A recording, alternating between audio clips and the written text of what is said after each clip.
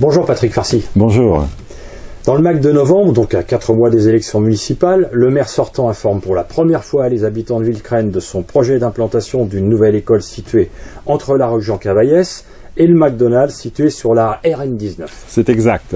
Et pour vous, ce projet ne présente-t-il pas des risques importants? Alors, tout d'abord, c'est une difficulté d'accès, puisqu'en fait, ce site est situé entre la rue Jean Cavaillès et la Nationale 19, juste derrière le McDonald's, vous le disiez. Et c'est une rue difficile d'accès tous les matins, puisque embouteillée pour sortir. Parlez de la rue Jean Cavaillès. Tout à fait. Pour partir sur Paris, prenons la rue Jean Cavaillès, il devient effectivement difficile de pouvoir à la fois stationner et à la fois circuler pour déposer les enfants. Et pourtant, le maire a prévu une autre solution pour permettre aux parents de garer leur véhicule. Alors, c'est vrai, c'est exact. Le maire a prévu de s'entendre. Alors déjà, la chose n'est pas acquise, mais de voir avec le McDonald's pour utiliser le parking du McDonald's. Soyons clairs, c'est pas sérieux. Il faut sortir de Villecresnes, emprunter la Nationale 19 en direction de Brie-Contrebert, pour ensuite stationner sur le McDonald's, déposer les enfants et repartir sur Brie-Contrebert. Alors, ce parking, donc McDonald's, il est situé sur la RN19. Tout à fait. L'école est prévue elle-même sur un site qui est disposé à moins de 100 mètres de cet axe routier sur lequel plus de 60 000 véhicules vont prochainement passer. Qu'est-ce que vous pensez de ça? Alors voilà. Alors d'abord, et vous le dites fort justement, le site se trouve à 80 mètres précisément de la Nationale 19. 80 mètres. Cette nationale compte aujourd'hui 40 000 véhicules jour et avec l'ouverture du tunnel sous Boissy, en comptera bientôt 60 000. Alors, là je vais m'appuyer simplement sur des études épidémiologiques qui ont eu lieu aux États-Unis.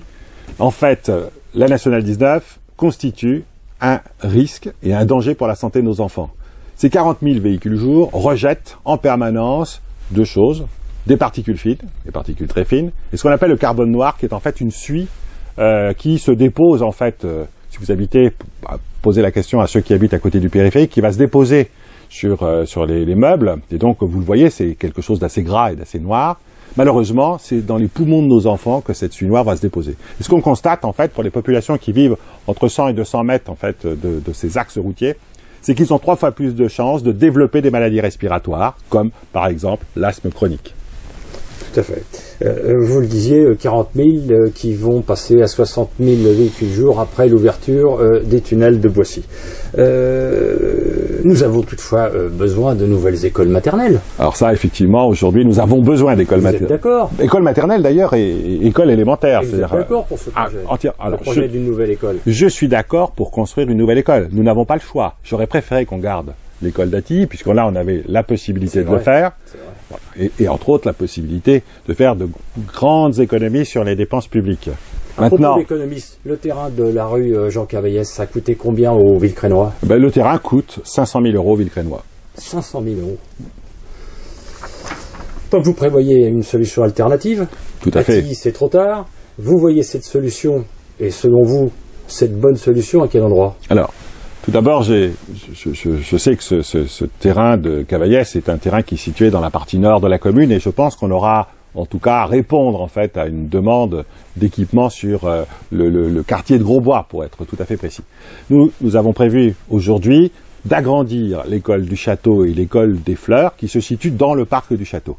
Là, nous avons la possibilité d'ailleurs d'agrandir à la fois l'école des fleurs en créant de nouvelles classes maternelles et l'école du château en créant là quelques classes maternelles mais de nouvelles classes élémentaires. Donc là, faire plus que doubler, voire 2 fois et demi, effectivement, la capacité aujourd'hui de l'école du château. Ça veut dire que nous avons aujourd'hui la possibilité de créer plus de classes que ce qu'il n'est possible de faire sur l'emplacement Cavaillès, qui ne fait que 3000 m², sur un terrain de 3000 m².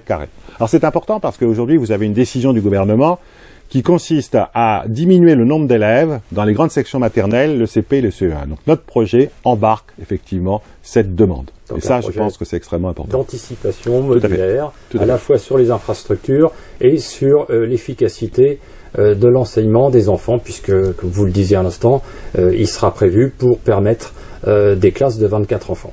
Vous prévoyez des dispositions d'accompagnement de ce nouveau projet, en plus de ces infrastructures? Alors, tout à fait. Alors tout d'abord, qui dit groupe scolaire dit capacité de stationnement. Donc il faut évidemment revoir la zone. Donc là, on pense à la zone du château pour créer en fait des possibilités supplémentaires de stationnement parce qu'elles sont nécessaires quand vous avez un enfant en maternelle pour l'accompagner dans la classe.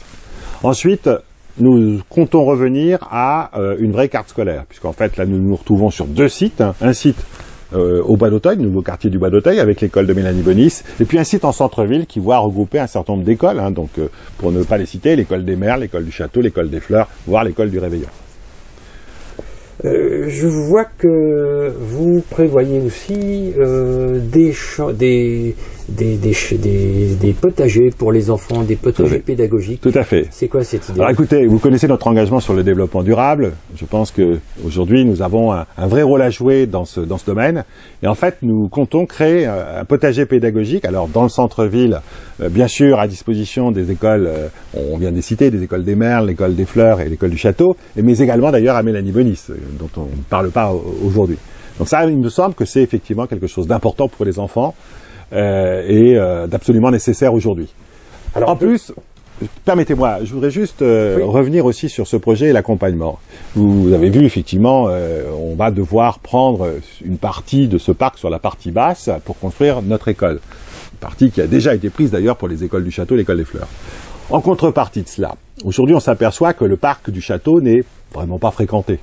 Et pas aménagé en fait. Vous avez là une grande pelouse, on va dire presque un no man's land, mais qui est aujourd'hui en fait qui n'intéresse pas. Vous voulez faire évoluer le parc vers un jardin. Voilà, tout à fait. Donc en fait, ce que l'on souhaite, c'est construire un jardin public avec des allées, des espaces de convivialité, des bancs, voilà, et bien sûr des arbres que nous replantons. Et ces fameux jardins potagers pour les enfants. C'est ça. Patrick Farcy. Ce projet vous tient tellement à cœur que vous avez récemment lancé une pétition contre cette école à risque et en faveur, bien entendu, de ce projet prévu sur le parc du Château. Tout à fait. Nous sommes en fin d'année, votre action est toujours en cours, mais elle a déjà rencontré un très vif succès auprès de la population de Villecresnes.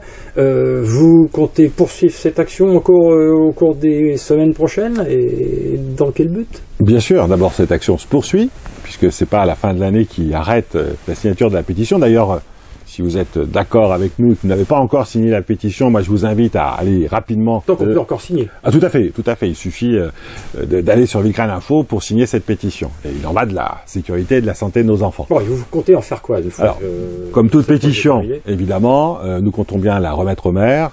Notre objectif, évidemment, c'est de l'amener à stopper son projet. Parce qu'il est trop risqué pour les enfants. Parce qu'il y a des problèmes de santé pour les enfants. À partir du moment où vous avez un projet qui met en jeu la sécurité et la santé de nos enfants, on ne peut pas accepter, évidemment, que ce projet se développe. C'est très clair là-dessus. Et je pense que on le voit, l'ensemble des Villecresnois condamnent ce projet au nom de la sécurité et de la santé des enfants. Maintenant, il y a une chose qui est claire. Nous avons, le 15 mars prochain, des élections municipales. Je suis candidat, donc à cette élection. Et si nous remportons cette élection. Avec votre équipe? Avec mon équipe, bien évidemment. Et que nous sommes conduits en responsabilité pour prendre des décisions sur la commune. Il est clair que nous ne construirons pas une école rue Jean Cavaillès et nous ne mettrons pas la sécurité et la santé de nos enfants en jeu. Patrick Farcy, je vous remercie. Merci.